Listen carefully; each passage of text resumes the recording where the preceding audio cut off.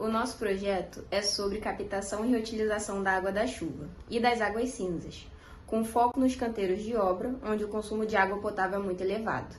A proposta é captar a água da chuva e reaproveitar as águas cinzas, provenientes de chuveiros e lavatórios. Após o tratamento adequado, essa água pode ser utilizada na limpeza do canteiro, na lavagem de equipamentos, no controle de poeiras e nas descargas sanitárias, reduzindo o uso da água potável.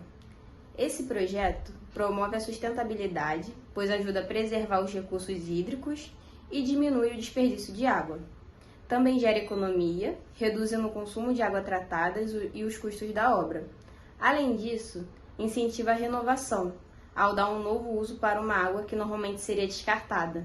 Com essa solução, mostramos que é possível tornar os canteiros de obra mais eficientes e sustentáveis, unindo inovação, responsabilidade ambiental e economia de recursos.